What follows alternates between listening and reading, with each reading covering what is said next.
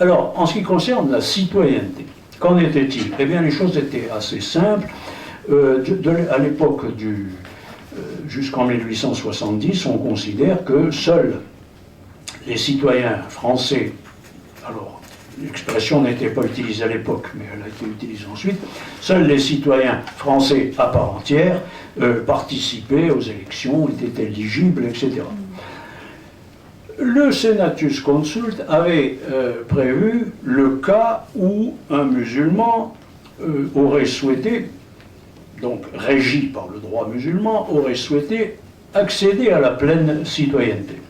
Et c'était très simple, il devait faire reconnaître, alors devant un tribunal, ou alors peut-être au début, c'était peut-être devant une cour d'appel, peut-être certains d'entre vous pourront me corriger sur ce point.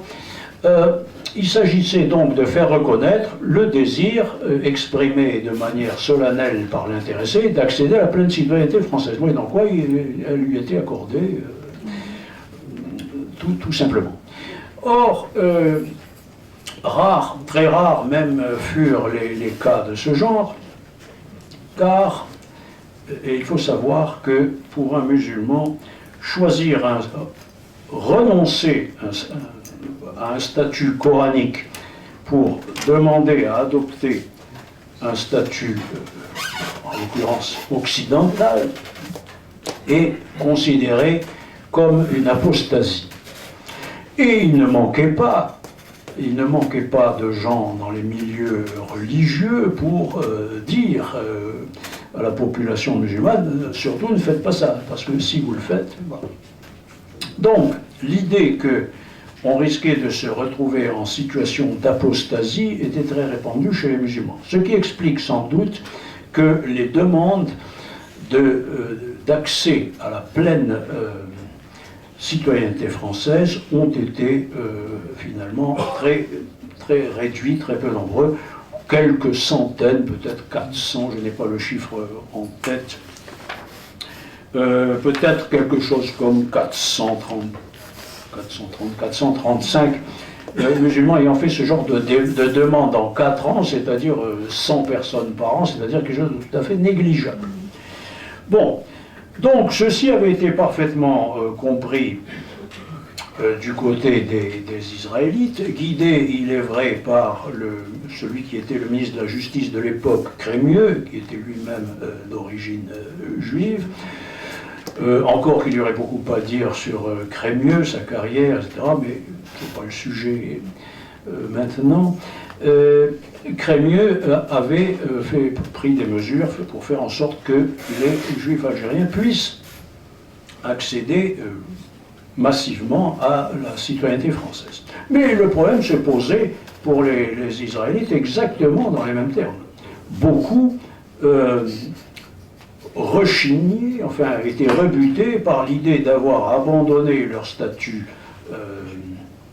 qu'on appelle parfois statut mosaïque, dans le sens où il découlerait de la loi donnée par Moïse, et rechigner donc à l'abandonner au profit d'un statut juridique qui était celui d'un pays occidental et laïque en plus. Bon, vous voyez, donc les choses étaient assez compliquées.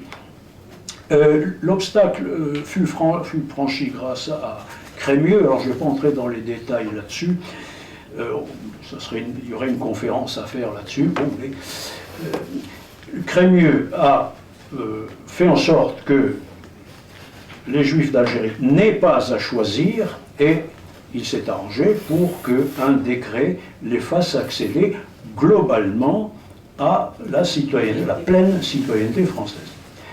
Ce processus que l'on appelait à tort naturalisation, consistait en fait à les faire accéder à la pleine citoyenneté française sans qu'ils aient à manifester un choix personnel.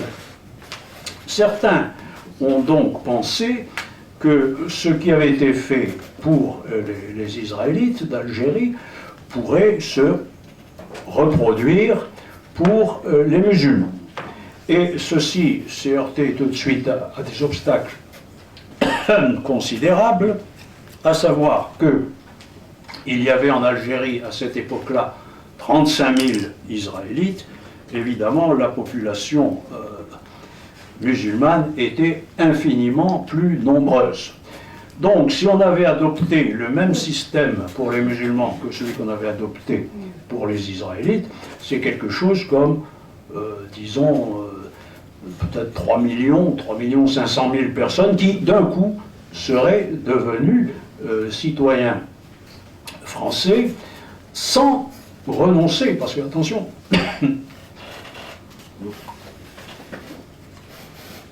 on pouvait toujours accéder à cette pleine citoyenneté en renonçant au statut personnel musulman, coranique. Ce que la plupart des musulmans, l'immense majorité des musulmans ne voulaient pas faire. C'était pareil pour les juifs, mais le problème était tout de même différent, puisque d'un côté vous aviez 35 000 personnes, et de l'autre côté vous en aviez, si je sais bien compter, 100 fois plus.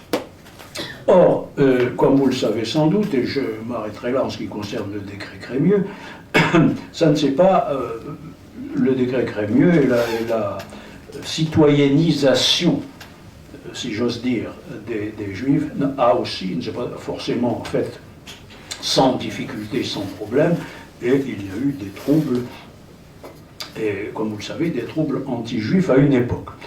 Troubles sur lesquels on pourrait s'attarder longtemps, mais qui étaient aussi en grande partie entretenus par des politiciens métropolitains.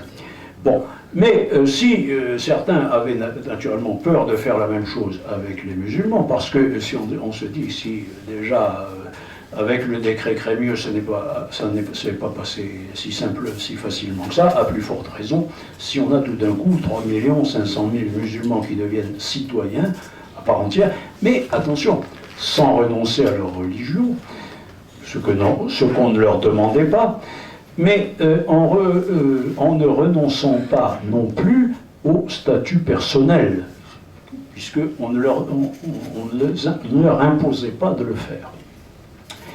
De sorte qu'il s'est créé pendant un certain temps une situation, à vrai dire jusqu'en 1870, on me dit, est-ce que les musulmans ne participaient pas du tout à la vie politique?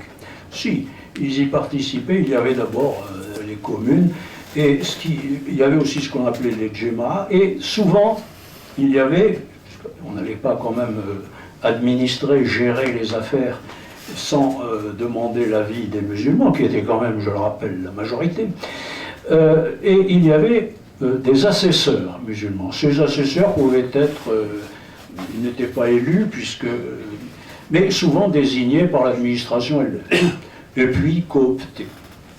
Alors évidemment, ceux-ci pouvaient toujours prêter le flanc à une certaine contestation quant à leur représentativité. Les choses se sont quand même traînées comme ça pendant plusieurs décennies.